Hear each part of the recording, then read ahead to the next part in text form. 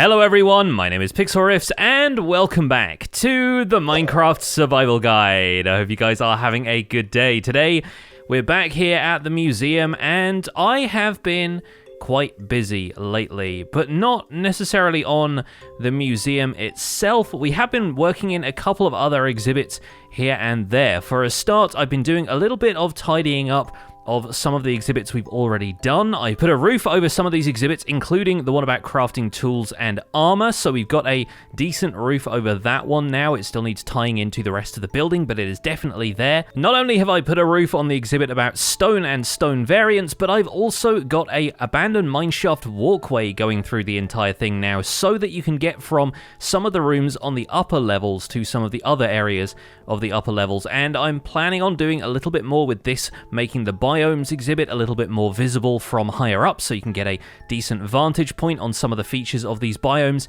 and also leading out into some of the other rooms connected to this so that we can put some more exhibits up above the exhibits I've already placed so the museum can have multiple floors. I've also been adding to the overworld generated structures, making an igloo complete with a research station underneath, which was actually really fun to reproduce and didn't take very long at all, and a witch hut, which naturally was going to be one of the structures which is the same every time you find it, so it made sense to be able to reproduce this for the museum as well, with a little swamp diorama around it to really make it feel like it was at home. And so I figured that in this episode it was going to be a good idea to get the rest of the generated structures taken care of, starting in the Nether with some fragments of a Bastion Remnant. We're not going to do the entire Bastion Remnant, but I am planning on putting in a pathway behind the staircase of the Nether Fortress here, leading through here. I still need to fix up a couple of sections of the wall here, but that's going to lead out to a couple of sections of a bastion rebuilt here in the overworld, which of course isn't going to be an entire bastion because they are very large structures, and the detail in them, the amount of like ruination in a Bastion Remnant is kind of off the charts. So I wanted to maybe just do a couple of segments of that as examples and then leave it to the player to go and seek out bastions for themselves. The other thing I wanted to do out here is an end city with a ship, because of course end cities are the last major structure that the player finds in the game if you're following the regular sort of progression from the overworld through the Nether to the end, and it's going to be really fun reproducing one of those here in the overworld. It's not going to take that much effort either because they are fairly regular structures. They're not all that detailed and they should be pretty easy to reproduce. So reproducing the end ship is also going to be a really fun challenge. And one of the things this does for the structure of the museum is evens things out a little bit, because if you look at the museum from above right now, this wing here on that side, I think that's the south-facing wing, is still much broader than the north side of the museum. So we do need to fit a couple more pieces in here just so the structure evens out. And for the last couple of weeks, I have been playing around with the structure of the museum in a creative test world because, as I'm sure you're aware if you've been keeping track of the news about Minecraft's development, the next version of Minecraft, Minecraft 1.17, is now in pre-releases, which means it's not going to be all that long until we say farewell to Survival Guide Season 1. I am planning on doing a Season 2 of Survival Guide when Part 2 of the Caves and Cliffs update comes out, and in the meantime, I've got a couple of other plans for series which I think you might like, so content on this channel is not going anywhere, but the Survival Guide world has to be complete so that I can give it out as a world download, or at least as complete as I want it to be. I would really love to finish the structure of the museum in the next couple of weeks, and while that seems like it's going to be quite a tall order, judging by the amount of progress we've made so far, I've been making some pretty good progress off camera in this creative world that I think we can reproduce in survival pretty well. To give you an example of what I mean, I'm going to do a little bit more building work around here at the front of the museum before we get stuck into reproducing the bastion and the end city over there. And you know what? I think we'll do this part in the form of a time lapse.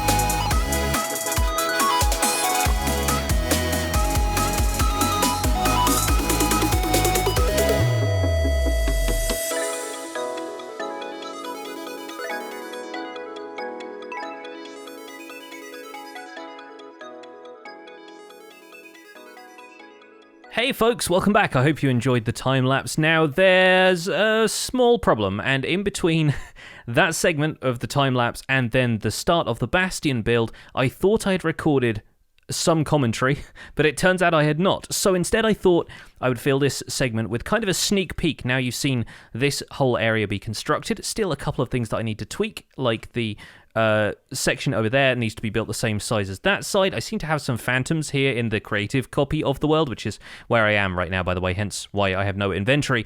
I thought I would show you guys this. So this is what I'm thinking about to tie together the front of the museum. And obviously we're going with a lot of different architectural styles. We've got the kind of column section here, which feels a little bit more Greek, a bit more kind of inspired by like the Parthenon and so forth. But then we've got more of a medieval castle kind of vibe with the archways, all of the stone brick, the wooden roofs, all of that stuff. And I do need to go through and correct just a couple of things like that, which I'll still need to correct in the survival world. But trust me, over here in this direction, I've already started. You can kind of see like hints of it there, here that I've tried to erase from this world for spoiler reasons. The Bastion. So the Bastion, I ended up deciding we were going to go the whole hog and build a decent amount of a housing bastion, and then we would do the ramparts section here, because I just thought that area there is crying out for something to fit right in it. It'll provide a nice backdrop for the nether exhibits that you can see here, the kind of nether dioramas. And I thought it would fit really well into that space. And boy, was I right, but also, boy, was it a lot of work. So this episode is mostly going to be time lapses. I don't really have all that much to add in terms of commentary. I really hope you enjoy the fact that the museum is slowly but surely coming together, and once again, I will be spending a bit more time in this creative test world just ironing out details like this so that I can reproduce them in survival and continue building. We've obviously got a lot of building to do, but it's coming together really well. So I hope you enjoy this next segment, which is another time lapse of me rebuilding the Bastion Remnant that I found in the Nether.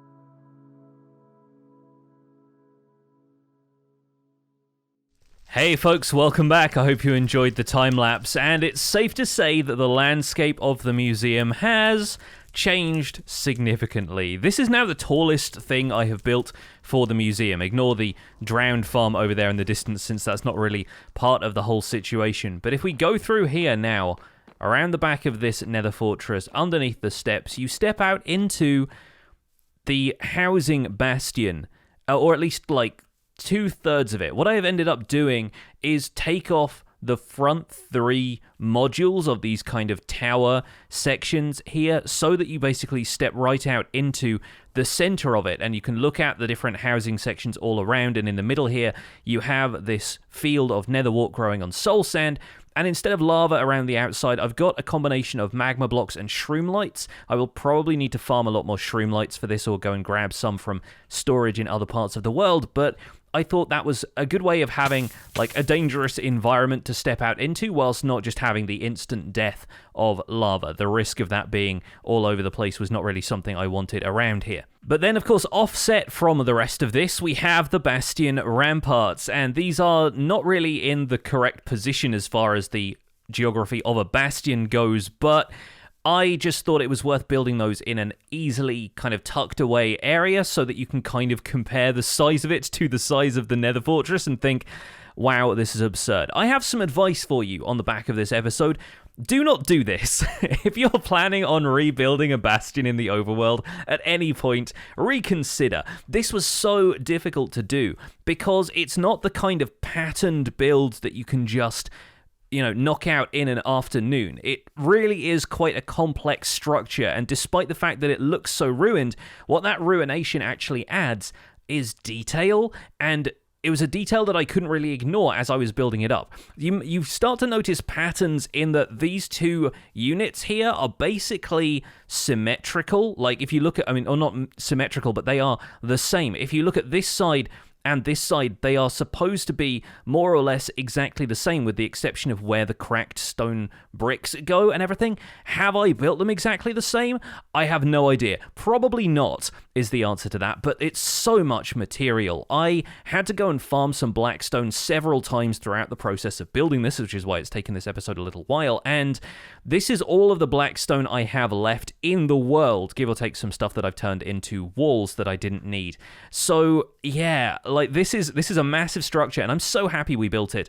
I'm also very happy that I will basically never need to do this again, because the amount I had to put into this was a little bit ludicrous, and I still haven't finished anything. The interior is completely hollow because, of course, bastions in the nether are a solid structure, but I do not have the patience or the time to take down this amount of bastion material, even with a haste beacon helping me along the way, which it does, by the way. Haste beacons will allow you to insta-mine blackstone the same way they do with stone. The same goes for the blackstone bricks as well, so if there were some sections of this that I needed to tear down like I did with the back wall over here, then I could always just fly into the range of the haste beacon, fly back again, and carve a little bit more out. And I haven't quite finished detailing the back, because the back actually has a ton of blackstone extrusions on the other side of it, which kind of stick out and create this jumbled pattern before it gets into the more solid part up here. That's not to mention the fact that there are tunnels that go on the inside, and there are sections of cracked stone brick that kind of merge with the blackstone around them. It's actually a much more complicated build than it at first appears, given that how it appears is meant to be just a giant mess, basically. If you're trying to reproduce it accurately, it requires a lot more deliberate placing of the blocks that make this whole thing look ruined. And I might just patch up the giant holes in it and not add any of the tunnels in, with the exception maybe of the tunnel that leads up from the area down here at the bottom of the foundation that always has a treasure chest in it. There should be a double chest there that I've just replaced with scaffolding for now, because I didn't have the wood on me at the time.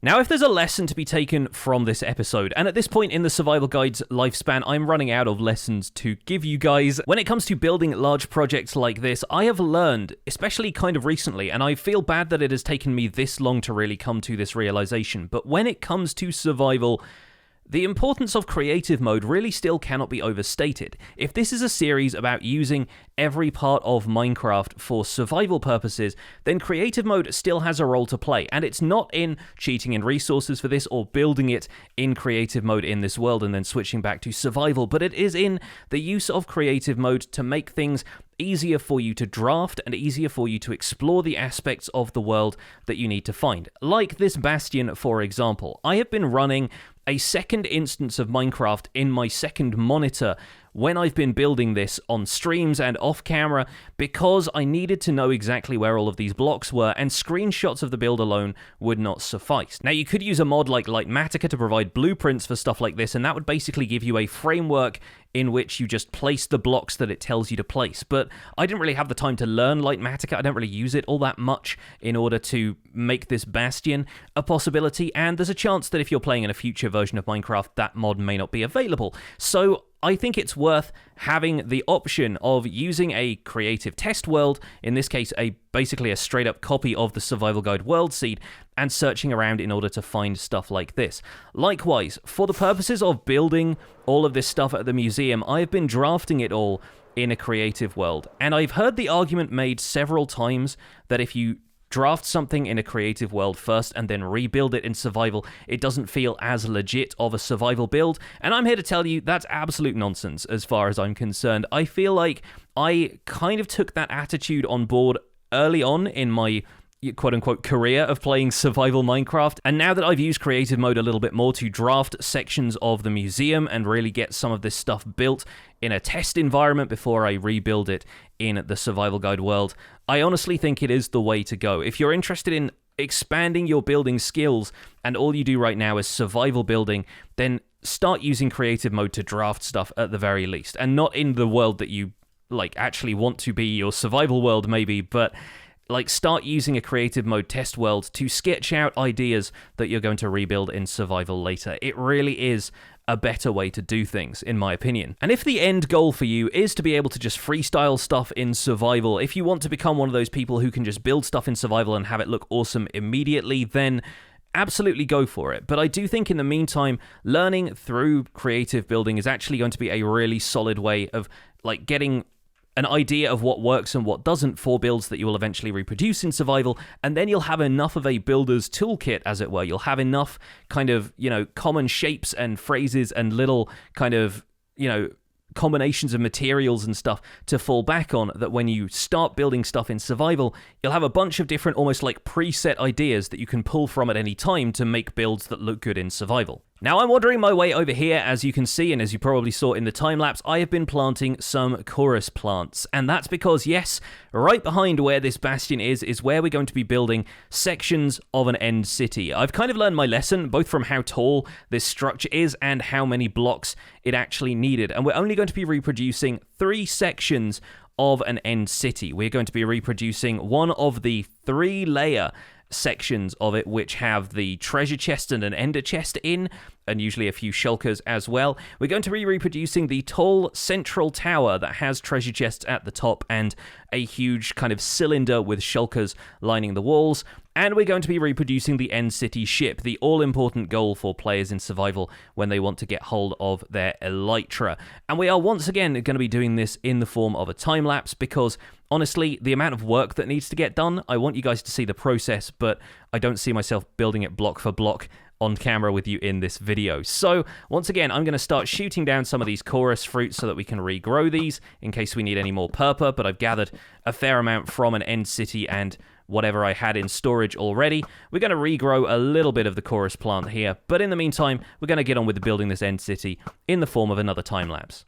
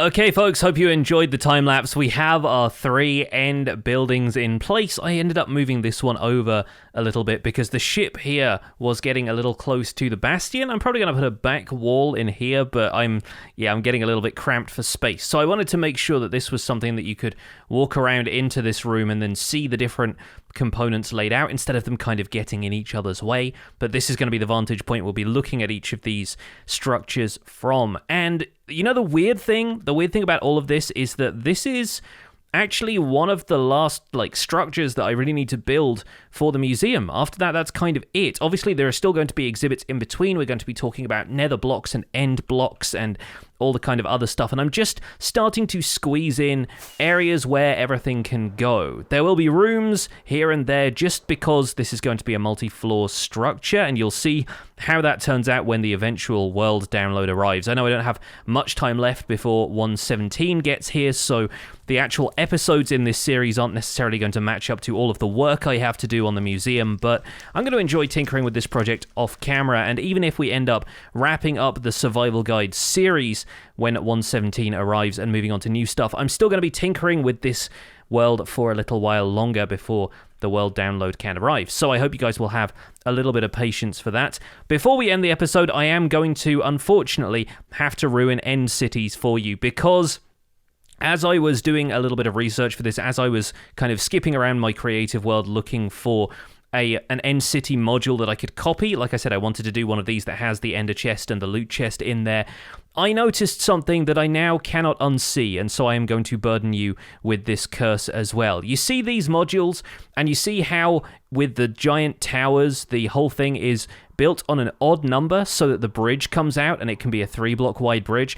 Those 3-block wide bridges connect to all of the other modules of the end city, and this one is off-center because the end city module is on an even number. It's like an even number wide, so that the entrance here can be 2 blocks wide, which is why you get that shulker. I'll put a shulker there with like a glass block there. A shulker always spawns behind this pillar because it's attached to that part of the city, but the weird thing is it's got a 3 wide entrance, but a 6 block wide area of end stone brick there. So you're actually going from an odd number transitioning into an even number, and then the interior of this entire structure is even numbers. I've been putting shulker boxes where there are shulkers in here, by the way. I think that actually works quite well, even though they don't actually attack you or anything. But yeah, just wanted to point that out, that it transitions from an odd number to an even number whenever you enter one of these. Cannot unsee that now. It is really, really weird, but it's just it's upsetting my builder sensibility and wanting everything to be symmetrical, so I thought I should probably let other people know so that you can be cursed with it as well. But for now, that is going to be it for this episode of the Minecraft Survival Guide. Like I said, there are probably only a couple of episodes left in the Survival Guide as a series. We're going to be moving on to a Season 2 when Part 2 of the Caves and Cliffs update arrives. In the meantime, I have some plans for a series in Caves and Cliffs Part 1, which is due out on June 8th, and I hope you guys will enjoy those. I've got 2 series in mind, one of which is going to be kind of like the Survival Guide, and the other one is going to be completely different. So I'm looking forward to both of them, and I hope you are as well. Thank you so much for watching this episode. My name has been Pixlriffs. Please don't forget to leave a like on the episode if you enjoyed it. Subscribe if you want to see more, and I'll see you guys soon. Take care. Bye for now.